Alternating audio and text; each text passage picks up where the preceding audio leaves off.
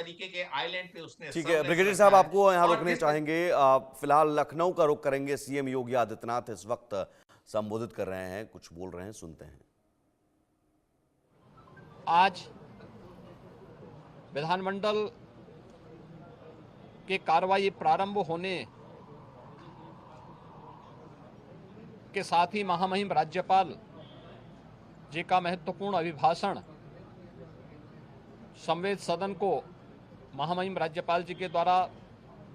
अपने अभिभाषण के माध्यम से संबोधन होगा। इसके उपरांत कल से महामहिम राज्यपाल के भाषण पर सदन में चर्चा भी होगी। 20 फरवरी को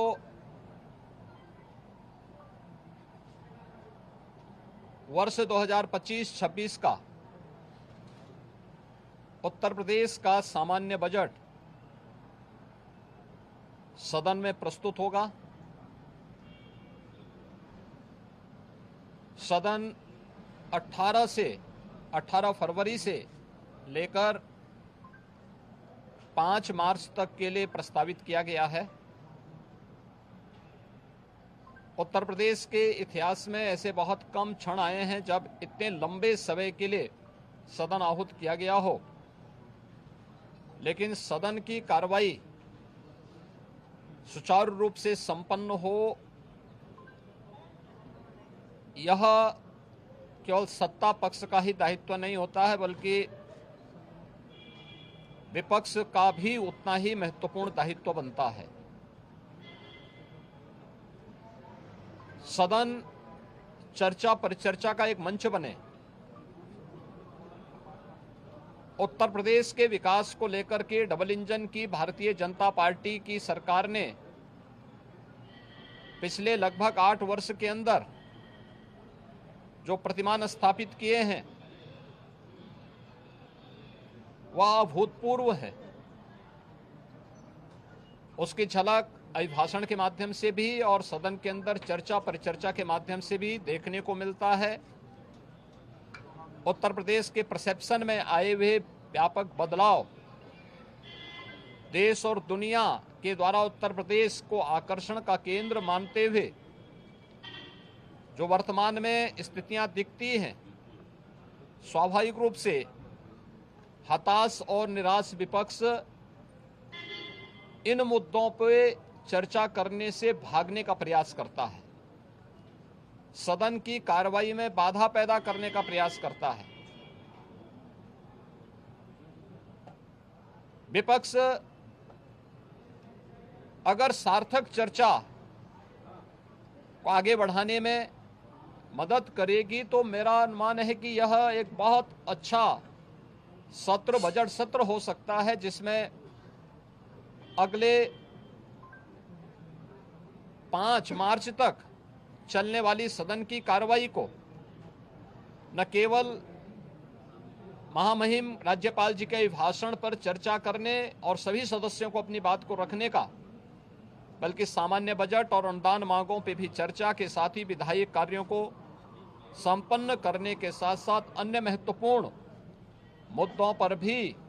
जनहित से जुड़े हुए महत्वपूर्ण मुद्दों पर भी प्रभावी चर्चा का एक मंच सदन बन सकता है और माननीय सदस्यों को अपनी बात को प्रभावी ढंग से रखने का एक अवसर भी प्राप्त होगा। हम उम्मीद करते हैं कि हार की हताशा से परेशान विपक्ष अपनी इस खुन्नस को सदन पर नहीं उतारेगा। सदन की कार्रवाई को सुचारू रूप से संचालन करने में एक सकारात्मक योगदान की हम अपेक्षा करते हैं और मैं सरकार की तरफ से आश्वस्त करता हूं कि जिस भी मुद्दे पर, यद्यपि अभिभाषण और बजट अपने आप में समग्रता को लेकर के 2 महत्वपूर्ण मुद्दे होते हैं, जिनमें विपक्ष ही नहीं बल्कि सदन का हर सदस्य अपनी बात को प्रभावी ढंग से रख सकता है, लेकिन इसके इतर भी अगर किसी मुद्दे पर विपक्ष चर्चा करना चाहेगा, सरकार उसका तथ्यात्मक जवाब देने के लिए पूरी तौर पर तैयार है, लेकिन हम चाहते हैं कि एक सार्थक चर्चा का मंच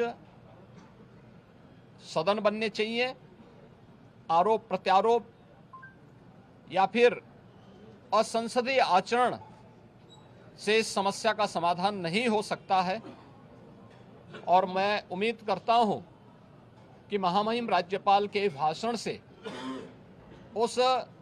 सुदृढ़ और मर्यादित संसदीय आचरण की शुरुआत हम लोग विपक्ष के अंदर देखने का प्रयास करेंगे। उम्मीद करते हैं कि उस प्रकार का आचरण सभी माननीय सदस्यगण और खासतौर पर विपक्षी सदस्यगण सदन में दिखाएंगे, जिससे लोकतांत्रिक मूल्यों के प्रति आम जन की आस्था को और सुदृढ़ करने में मदद मिलेगी। मैं एक बार फिर से बजट सत्र के शुभारंभ के अवसर पर आज उत्तर प्रदेश विधानमंडल के जो कार्रवाई प्रारंभ होने जा रही है कुछ ही देर में, इसमें भाग लेने के लिए आए हुए सभी माननीय सदस्यों का हृदय से स्वागत करता हूं।